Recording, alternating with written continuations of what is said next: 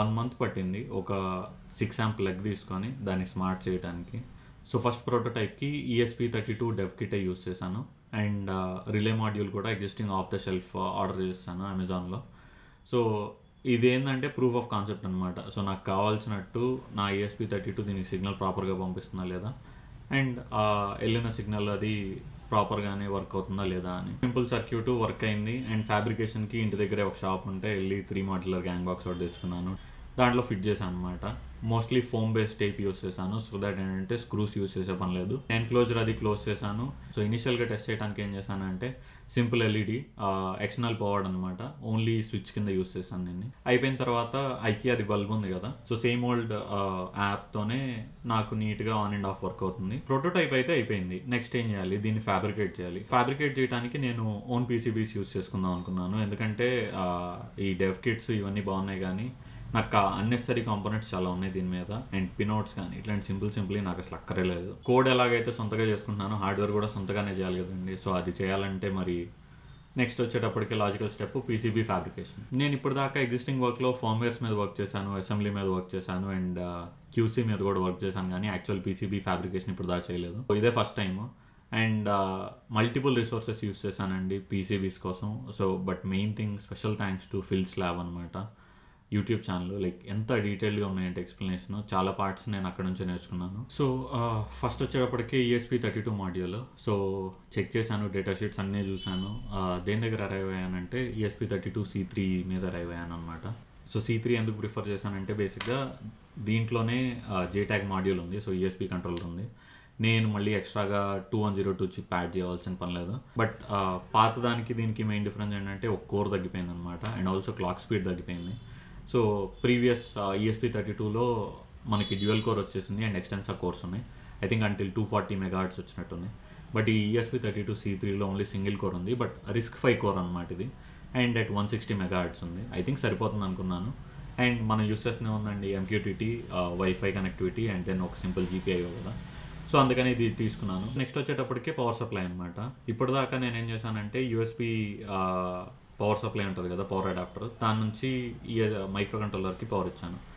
కానీ అది ప్రొడక్షన్లోకి వర్క్ అవ్వదు కదండి. లైక్ సపరేట్ పవర్ సప్లై అసలు లైక్ ఇట్స్ నాట్ ఫీజిబుల్. అందుకని ఏం చేశానంటే పవర్ సప్లైకి హైలింక్ మాడ్యూల్ తీసుకున్నానండి. లైక్ ఫుల్ ఫ్లెడ్జ్ బ్లాక్, మనకి 240 volts నుంచి 5 volts 1 amp పవర్ సప్లై వచ్చే మోడల్ స్పెసిఫిక్గా నేను సెలెక్ట్ చేసుకున్నాను. అండ్ దెన్ దీనికి సపోర్టింగ్ సర్క్యూటరీ అంతా ముందే యాడ్ చేసుకున్నాను.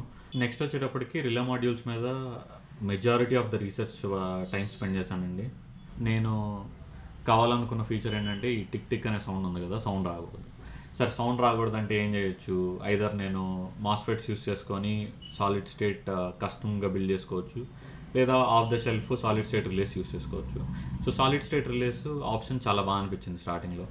సరే డ్రాబ్యాక్స్ ఏముంటాయి అని చూడగా ఏం తెలిసిందంటే సాలిడ్ స్టేట్ రిలేలో వోల్టేజ్ డ్రాప్ అవుతుంది అనమాట ఆన్ అయినప్పుడు.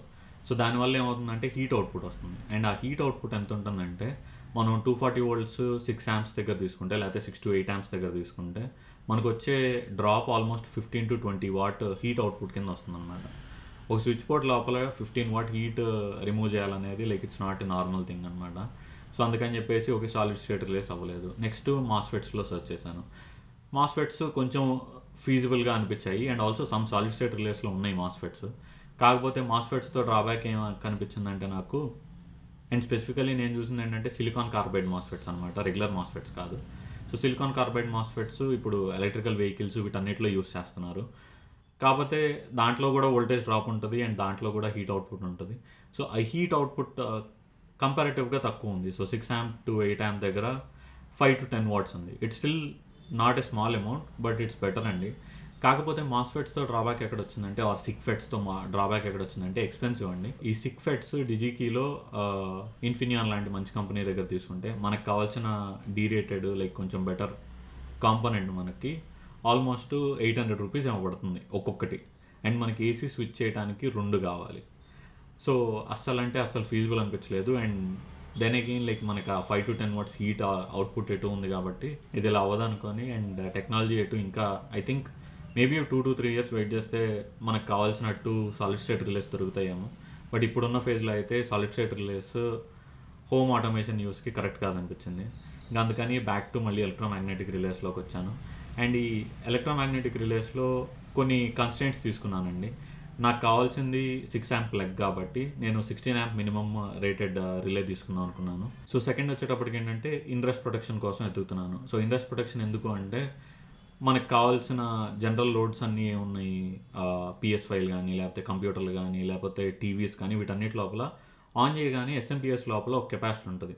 అది క్విక్గా ఛార్జ్ అవ్వడానికి చాలా high current over short period of time draw చేస్తాను అనమాట. సో దీనివల్ల ఏమవుతుందంటే ఆర్క్ ఫామ్ అయ్యి మన రిలే కాయిల్ లోపల ఉన్న టెర్మినల్స్ వెల్డ్ అయ్యే ఛాన్స్ ఉంది over a period of time. So అందుకని మనం హై ఇంట్రెస్ట్ మోడల్ తీసుకుంటే ఏంటంటే లైఫ్ కొంచెం ఎక్కువ ఉంటుంది. And at the same time దీనివల్ల ఇంకొక అడ్వాంటేజ్ ఏంటంటే worst case scenario let's say table fans connect చేసాము లేకపోతే ఏదైనా ఇండక్టర్ లోడ్స్ కనెక్ట్ చేసినప్పుడు ఇండక్టర్ లోడ్స్ ఏం చేస్తాయంటే మనం ఆఫ్ చేసినప్పుడు అట్ ఎనీ కాస్ట్ ఆ కాయిల్ రన్ అవుతూ ఉండాలని చెప్పేసి హై వోల్టేజ్ ప్రొడ్యూస్ చేస్తుంది అనమాట. సో దీనివల్ల మళ్ళీ ఇంకొక ఆర్క్ ఫామ్ అవుతుంది. ఆర్క్ వల్ల ఏమవుతుందంటే మనకి relay terminals over a period Erode అవుతూ ఉంటాయి. దానివల్ల కూడా మనకి రిలే ఫెయిల్యూర్ ఉంటుంది అనమాట. ఈ హై ఇంట్రెస్ట్ మోడల్స్ తీసుకున్నప్పుడు ఏమవుతుందంటే మనకి ఆ కాంటాక్ట్స్ కూడా కొంచెం స్ట్రాంగ్గా వస్తాయి అనమాట. అండ్ మనం యూస్ చేసే డే టు డే లోడ్స్కి యూజ్ అవుతుంది. And at the same time అకేషనల్గా ఎప్పుడన్నా టేబుల్ ఫ్యాన్స్ లాంటివి కనెక్ట్ చేసినా కానీ హెల్ప్ అవుతుంది అనమాట. సో బ్రాడ్గా మాడ్యూల్స్ అయితే సెలెక్ట్ చేశానండి. ఓకే, పవర్ సప్లై ఇది కావాలి, లేకపోతే మనకి రిలే ఇది కావాలి, అండ్ దెన్ ESP32 ఈ స్పెసిఫిక్ C3 మాడ్యూల్ కావాలి, అండ్ దీనికి సపోర్టింగ్ 2 ICs కావాలని. నెక్స్ట్ వచ్చేటప్పటికి PCB డిజైన్ అనమాట. దోల తీరిపోయిందండి PCB డిజైన్ నేర్చుకొని చేయడానికి. ఫస్ట్ ESP మాడ్యూల్ తీసుకున్నాను. సో ESP మాడ్యూల్కి ఒక పెద్ద అడ్వాంటేజ్ ఏంటంటే ఎక్స్ప్రెసివ్ డాక్యుమెంటేషన్లో మనకి డేటా షీట్లో లైక్ రిఫరెన్స్ ఇంప్లిమెంటేషన్ ఉంది. ఈ రిఫరెన్స్ డిజైన్ యూస్ చేసుకొని ESP32 బోర్డ్ డిజైన్ చేశాను అనమాట. Both fill slab video and ఇది. అండ్ మెయిన్ వచ్చేటప్పటికి ESD ప్రొటెక్షన్కి ఏమో ST మైక్రో కంట్రోలర్స్ది USB స్పెసిఫిక్గా చిప్ ఉంది, అది యూస్ చేశాను. సో LDO వచ్చేటప్పటికే మ్యాక్స్ లీనియర్ది SX3819 యూస్ చేశాను అనమాట. సో ఇది 5 volts నుంచి 3.3 volts డ్రాప్ అవుట్ వచ్చే LDO యాడ్ చేశాను, సర్క్యూట్ బిల్డ్ చేశాను, అండ్ ఇదంతా కీక్యాడ్లో చేశాను. సో నెక్స్ట్ వచ్చేటప్పటికే ఆ కాంపోనెంట్స్ కానీ ఫుట్ ప్రింట్స్ కానీ దగ్గరికి వెళ్ళేటప్పటికే కీక్యాడ్లో కొన్ని కాంపోనెంట్స్కి ఫుట్ ప్రింట్స్ లేవు. సో మళ్ళీ ఇది ఎలా చేయాలి ఏంటి, ఒకవేళ నేను కస్టమ్ ఫుట్ ప్రింట్స్ బిల్డ్ చేసుకుంటే అది కరెక్ట్ అవుద్దా లేదా తెలీదు. అండ్ యూజువల్గా కొత్తది ట్రై చేసేటప్పుడు వేరియబుల్స్ తక్కువ ఉంచుకోవాలి, ఎక్కువ ఉంచుకోకూడదు కదండి. సో అందుకని ఏం చేశానంటే ఈజీ EDAలో మళ్ళీ స్కీమాటిక్ మొత్తం రీబిల్డ్ చేసి ఈసారి ఏం చేస్తానంటే కాంపోనెంట్స్ అన్నీ JLC PCB పార్ట్స్లో సెలెక్ట్ చేసుకోవచ్చు. అండ్ ఆ సెలెక్ట్ చేసుకున్నది with foot print with 3D model వస్తుంది. అండ్ దాన్ని యాజ్ ఇట్ ఈస్గా కనెక్ట్ చేసేసుకున్నాను, కీక్యాడ్లో ఉన్నది కాపీ పేస్ట్ చేసుకొని. నెక్స్ట్ PCB డిజైన్ దగ్గరకు వచ్చేటప్పటికి ట్రేసెస్ విత్ కానీ ఇదంతా ఎక్కువగా టైం స్పెండ్ చేయలేదు, ఎందుకంటే అంతా లో యాంపీరియర్స్ కదండి, మ్యాక్సిమం 500 milliamps ఉంటుంది ఏది LDO సపోర్ట్ చేసేది. బట్ రెగ్యులర్గా అసలు అంత హైకి వెళ్ళదు. వైఫై మాడ్యూల్ బాగా వర్క్ చేసేటప్పుడు మేబీ 100-200 milliamps వెళ్తున్నాము, పీక్ అనమాట అది. సో స్టాండర్డ్గా 0.254 విడ్త్ ఉన్న PCB ట్రేసెస్ యూస్ చేశాను అక్రాస్ ద బోర్డు, లైక్ ఏది విడ్స్ మార్చలేదు. అండ్ డీకప్లింగ్ కెపాసిటర్స్ కొంచెం ESP32 దగ్గరకు వచ్చేటట్టు పెట్టాను. అండ్ దెన్ ఈ 2 సపోర్టింగ్ మాడ్యూల్స్ ఏమో USB-C పోర్ట్ పక్కన వచ్చేటట్టు పెట్టాను. అండ్ USB-C పిన్ అలాగా బయటికి ఎందుకు వచ్చిందంటే నాకు కావాల్సినట్టు కాంపోనెంట్ కనిపించలేదు. అండ్ ఆల్సో ఇదేమనిపించిందంటే ఓకే, బ్రెడ్ బోర్డ్స్ మీద వర్క్ చేసేటప్పుడు ఇది ఇంకా ఈజీగా ఉంటుంది కదా కనెక్షన్ అండ్ తీసుకోవడానికి అని చెప్పేసి ఇది యూస్ చేశాను. మేబీ ఫ్యూచర్లో మారుస్తానేమో తెలియదు, బట్ ప్రస్తుతానికి అయితే ఇదే. నెక్స్ట్ వచ్చేటప్పటికే JLC PCBలో ఆర్డర్ పెట్టేస్తాను అనమాట. ఇదేం స్పాన్సర్డ్ వీడియో కాదండి, but like I really appreciate ఈ మ్యానుఫ్యాక్చరర్స్ అండి, PCBవే కానీ JLC PCB కానీ, for bringing PCB manufacturing to the masses. Like నాకు maybe 5 years ago 10 years ago like నేను ఇంజనీరింగ్ చేసిన ఎలక్ట్రానిక్స్లోనే కానీ నేను ఎప్పుడు అనుకోలేదు PCB ఫ్యాబ్రికేట్ చేస్తాను అని. బట్ సింపుల్ ఆన్లైన్ ఆర్డర్ లాగా ఉందండి, లైక్ ఆర్డర్ చేశాను. And next tough part order చేసిన తర్వాత వెయిట్ చేయడం అనమాట. దానికోసం హైయెస్ట్ షిప్మెంట్ ఆర్డర్ సెలెక్ట్ చేసినా కానీ 1 week చూపించింది. సో ఈ 1 week ఉందండి, లైక్ అది ఎలాగంటే సస్పెన్స్ అనమాట. సో పని చేసిద్దా పని చేయదా తెలియదు. ఓకే, ఏమన్నా చేంజెస్ చేయాలంటే ఓకే చేంజెస్ చేస్తే ఫస్ట్ చేసింది ఏది తప్పు అని చేంజ్ చేసామో తెలియదు, లేదు ఏది కరెక్ట్ చేశానో తెలియదు. అందుకని ఆ ఎగ్జిస్టింగ్ బోర్డ్ని ఏం చేయలేకపోయాను. సో అదంతే ఉంచేసి నీట్గా వెయిట్ చేశాను అన్నమాట. అంటే ఆర్డర్ చేసిన తర్వాత వెరిఫై చేసుకునేటప్పుడు ఏం చూసానంటే USB రౌటింగ్కి డిఫరెన్షియల్ పెయిర్ యూస్ చేయాలి. సో డిఫరెన్షియల్ పెయిరే యూస్ చేశాను. కాకపోతే మిస్టేక్ ఎక్కడ చేశానంటే ఒకటేమో టాప్ లేయర్ మీద రౌట్ చేశాను, ఇంకొకటేమో బాటమ్ లేయర్ మీద నుంచి ట్రేస్ రౌట్ చేశాను. సో దానివల్ల ఏమైందంటే ఫ్యూ millimeters డిస్టెన్స్ డిఫరెన్స్ వచ్చింది. కాకపోతే మనం యూస్ చేస్తుంది USB 2.0 కాబట్టి అండ్ ఆల్సో ESP32C3 చాలా స్లో స్పీడ్ సపోర్ట్ చేస్తుంది, ఈవెన్ ఫుల్ 480 MBPS కూడా సపోర్ట్ చేయదు. సెకండ్ మిస్టేక్ ఏం ఐడెంటిఫై చేశానంటే, నేను యూస్ చేస్తాను max linear component, SMD component అనమాట. అండ్ 0.85 వాట్స్ లేదా 1 వాట్ హీట్ అవుట్పుట్ ఉంది దానికి, లైక్ 5 volts నుంచి 3.3కి కన్వర్ట్ చేసేటప్పుడు. సో అదొకటి మిస్ చేశాను. హీట్కి ఆ హీట్ డిసిపేషన్కి ఎక్స్ట్రా కాపర్ లేయర్ కానీ లేకపోతే హోల్స్ కానీ యాడ్ చేయలేదు అనమాట, వయాస్ కానీ యాడ్ చేయలేదు. అండ్ సెకండ్ పీసీబీకి ఏం చేశానంటే HLK module and relay module same PCB మీద పెడదాం అనుకున్నాను. ఎందుకంటే నాకు అన్నీ ఒకసారి రావాలి అండ్ ఈ 1 week వెయిట్ చేయటం, అండ్ దెన్ లేదు 2 పీసీబీ సపరేట్గా చేసి ఒకసారి పెట్టినా కానీ కనెక్షన్స్కి ఎలా అవుతాయో ఏంటో తెలియదు, కాబట్టి సింప్లిఫై చేసుకుందాం అనుకున్నాను అంతే అండి. సో ఈ వర్షన్లో ఏం చేశానంటే power supply and then relay కూడా సేమ్ పీసీబీ మీద పెట్టేసి వర్క్ చేశాను. సో పవర్ సప్లై వచ్చేటప్పటికే దానికి సపోర్టింగ్ సర్క్యూట్ యాడ్ చేశాను, వేరిస్టర్ కానీ లేదా థర్మిస్టర్ కానీ లేకపోతే మనకి కామన్ మోడ్ చోక్ కానీ లేకపోతే X2 అండ్ దెన్ బ్లీడర్ కానీ, ఈ కాంపోనెంట్స్ అన్నీ ఎక్స్ట్రా యాడ్ చేసుకున్నాను అనమాట. అండ్ దెన్ రిలే సైడ్ వచ్చేటప్పటికి రిలేకి ఫ్లైబ్యాక్ డయోడ్ కింద 4007 SMD కాంపోనెంట్ తీసుకున్నాను. అండ్ రిలేని డ్రైవ్ చేయడానికి BJT ఒకటి యాడ్ చేసుకున్నాను, దానికి సంబంధించిన సపోర్టింగ్ సర్క్యూటరీ ఉందన్నమాట. చాలా సింపుల్గానే ఉంది, లైక్ ఎక్కడ ఎక్స్ట్రా కాంపోనెంట్స్ యాడ్ చేయలేదు. అండ్ ఈ 5 volts output and then input రావడానికి XH3A పిన్ యూస్ చేశాను.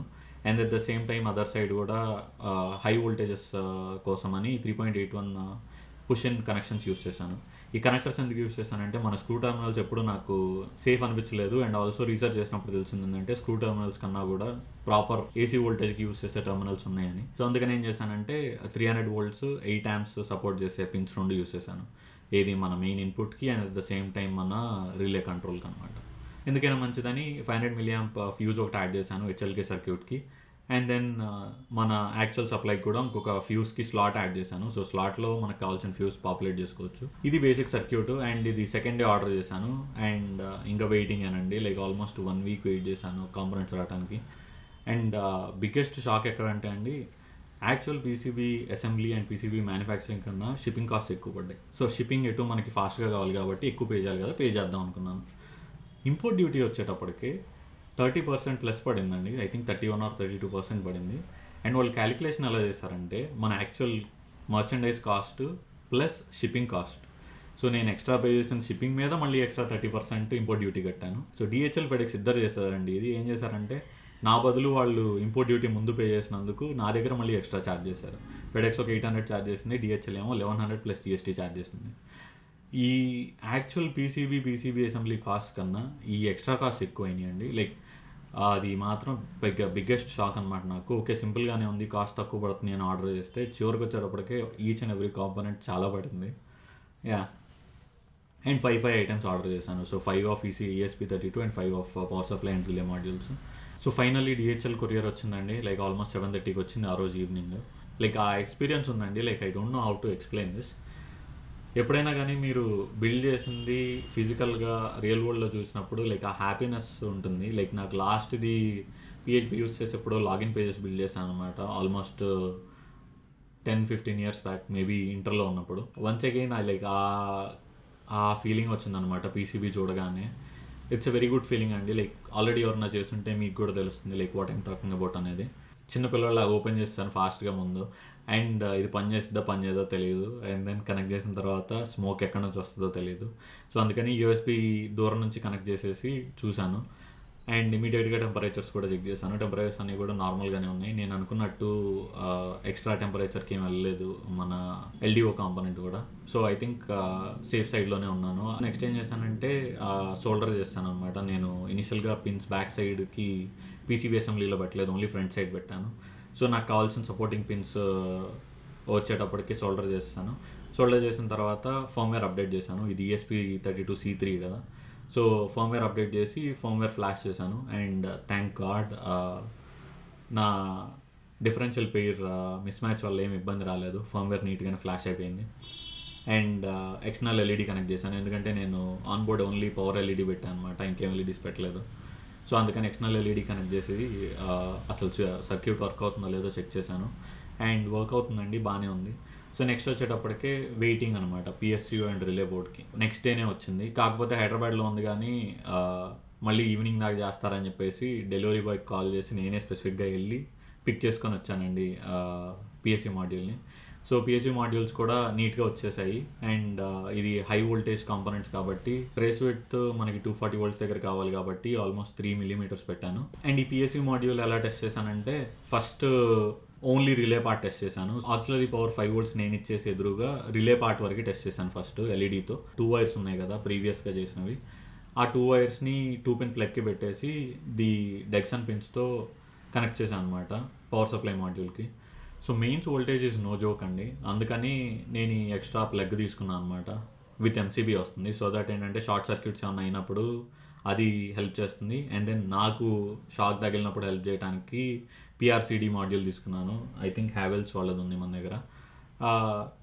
ఇదేం చేస్తుందంటే మనకి ఫేజ్ నుంచి వచ్చిన కరెంట్ న్యూట్రల్లో కాకుండా ఓవర్ 30 మిల్లీ యాంప్స్ కానీ లీక్ అయిందంటే ఇమీడియట్గా ఆఫ్ అయిపోతుంది అనమాట. సో మనకి షాక్ కొట్టినప్పుడు ఏం జరుగుతుంది, ఆ లీక్ అయిన కరెంట్ మన ద్వారా ఎర్త్లోకి వెళ్తుంది కదా, సో ఆ లీకేజ్ డిటెక్ట్ చేసేసి ఇమీడియట్గా బ్లాక్ చేసేస్తుంది.